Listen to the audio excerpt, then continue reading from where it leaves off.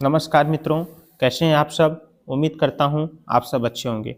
दोस्तों, पिछले वीडियो में हम लोगों ने देखा कि वर्णमाला किसे कहते हैं, वर्ण समूह क्या होता है, स्वर किसे कहते हैं, व्यंजन किसे कहते हैं, स्वरों का उच्चारण स्थान क्या है, व्यंजनों का उच्चारण स्थान क्या है, और स्पर्शी व्यंजन क्या होता है, अंतस्थ व्यंजन क्या होता है, उसमें व्यंजन क्या होता है, और विशिष्ट वर्ण ह ड ढ इसको हम लोगों ने पढ़ा। तो आज की वीडियो में हम लोग पढ़ेंगे अल्प प्राण और महाप्राण।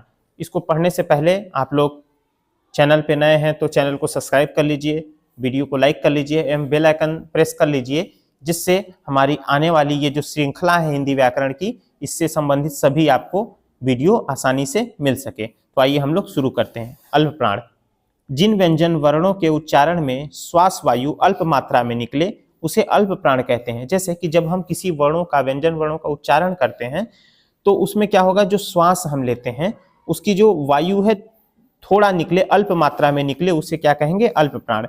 जैसे हम लोग देखेंगे कि प्रत्येक वर्ग का पहला, तीसरा और पांचवा वर्ण, और इसके बाद क्या हो जाएगा, अंतस्थ वर्ण। अंतस्थ वर्ण में कौन कौन सा हो जाएगा, य, र, ल, व, ये क्या हो जाएगा, अंतस्थ जो है, अंतस्थ व्यंजन अल्प प्राण होते हैं। और जो सभी स्वर होते हैं वो भी अल्प प्राण होते हैं। मतलब जितने स्वर होते हैं, 11 स्वर हम जो पढ़ाए हैं वो सभी क्या होगा, वो अल्प प्राण की श्रेणी में आते हैं।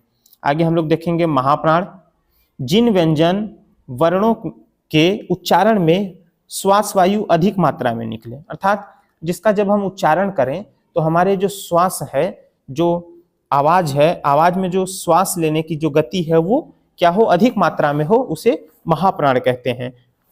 इसे प्रत्येक वर्ग का दूसरा और चौथा वर्ण, और उसके बाद क्या हो जाएगा, प्लस ऊष्म व्यंजन। ऊष्म व्यंजन में कौन कौन सा, तालव्य श, मूर्धन्य श, तंत श और ह, ये चार जो होते हैं, ये प्रत्येक वर्ग का दूसरा वर्ण और चौथा वर्ण और ऊष्म व्यंजन, जो चारों ऊष्म व्यंजन है, ये सब क्या होते हैं, महाप्राण की श्रेणी में आते हैं। इन्हें हम लोग क्या कहते हैं, महाप्राण कहते हैं। आगे हम लोग देखते हैं, इसका एक चार्ट है, इसका स्क्रीनशॉट भी ले लीजिएगा आप लोग। तो देखते हैं हम लोग क्या है अल्प प्राण। जैसे क वर्ग हो गया, तो क वर्ग में इसको याद कर लीजिए, 135 याद कर लीजिए, और महाप्राण 24 याद कर लेंगे, तो अर्थात 135 पहला वर्ण, दूसरा, तीसरा वर्ण और पांचवा, पहला, तीसरा और पांचवा वर्ण, और क्या हो जाएगा, महाप्राण में दूसरा और चौथा वर्ण। आसानी से आप लोग को याद हो जाएगा। तो जैसे हम लोग देखेंगे कि क वर्ग में क्या हो गया, पहला क, तीसरा ग और पांचवा अंग। फिर उसी तरह महाप्राण में दूसरा ख और चौथा घ। फिर च वर्ग में देख लेंगे, पहला च, तीसरा ज और पांचवा इया। फिर इसी तरह दूसरा छ और चौथा झ। इसी तरह हम लोग सभी वर्ग में, ट वर्ग में देख लेंगे, पहला, तीसरा और पांचवा, दूसरा और चौथा। उसी तरह त वर्ग में त पहला, द तीसरा, न पांचवा, और थ जो है कौन सा है, दूसरा, और ध चौथा। फिर प वर्ग में भी क्या है, प पहला, ब तीसरा और म पांचवा, और फ जो है ये क्या है, महाप्राण हो जाएगा, दूसरा, और भ चौथा जो है ये महाप्राण। इसके बाद क्या होता है कि हम अभी बताए थे कि ये जो अभी हम लोग देखे थे कि अंतस्थ व्यंजन जो है ये क्या होते हैं, अल्प प्राण। य, र, ल, व, ये क्या है, अल्प प्राण और सभी स्वर। और जबकि उसमें व्यंजन जो है स, श, श, ह, ये सब क्या हो जाएगा, महाप्राण की श्रेणी में आते हैं ये सब। आगे हम लोग देखते हैं घोष अघोष। अल्प प्राण महाप्राण हम लोगों ने देख लिया, पढ़ लिया। अब हम लोग पढ़ेंगे घोष और अघोष।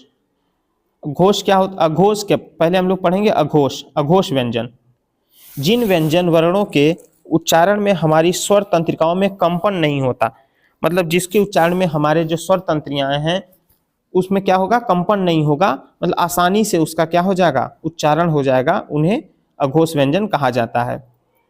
प्रत्येक वर्ग का पहला, दूसरा एवं क्या होता है, पहला, दूसरा एवं श, श, श, तीनों जो स होते हैं, तालव्य श, मूर्धन्य श और दंत श, ये क्या होता है, अघोष वर्ण कहलाता है। फिर से देख लीजिए, जिन व्यंजन वर्णों के उच्चारण में हमारी स्वर तंत्रिकाओं में कंपन नहीं होता उन्हें अघोष व्यंजन कहा जाता है। प्रत्येक वर्ग का पहला, दूसरा एवं स श श मतलब तालव्य श, मूर्धन्य श और दंत स क्या होता है, अघोष होता है।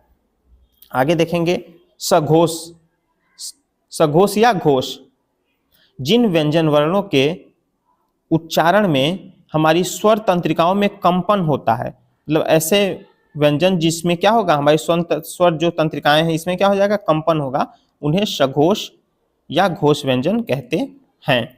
सभी स्वर सघोष होते हैं, जो सभी स्वर क्या होते हैं, सघोष होते हैं। इसको याद कर लीजिए कि जो भी स्वर होते हैं 11 स्वर क्या होते हैं, सघोष होते हैं।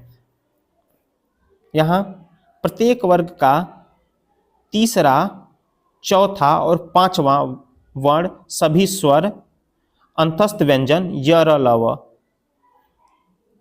और इसके बाद बचा क्या, ह क्योंकि उसमें होता है लेकिन उसमें बस तीनों स की जिक्र हुई थी अघोष में, तो हम लोग इसमें ह जो है वो सघोष के अंतर्गत या घोष के अंतर्गत आता है।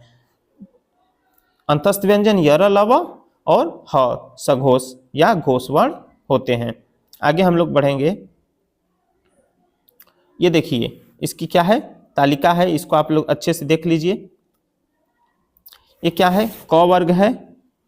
क वर्ग में इसको 12 याद कर लीजिए और इसको 345। ये तो आसान है, 1 2 जो शुरू का है अघोष है, अ पहले याद कर लीजिए फिर घोष, पहले अघोष फिर घोष, पहले क्या करिए अघोष फिर उसके बाद घोष, तो अघोष में पहला दूसरा और फिर घोष में तीसरा चौथा पांचवा। तो जैसे क वर्ग में क ख, च वर्ग में च छ और ट वर्ग में ट ठ, त वर्ग में त थ, प वर्ग में प और फ, और क्या होगा तीनों स स स, तालव्य श, मूर्धन्य श और दंत श।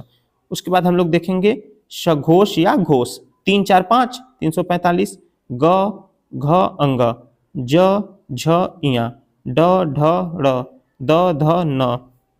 उसके बाद ब भ म, क्या है, ब भ म।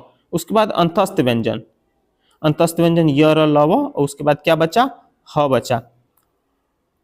तो आप लोग को ये कैसा लगा, इसका स्क्रीनशॉट ले लीजिए आपको जरूरत होगा तो, और आपको इसको नोट बना लीजिएगा, ऐसे ही कॉलम बना करके इसको नोट कर लीजिएगा, और 1 2 और 3 4 5 मतलब 12 और 345 याद कर लीजिएगा।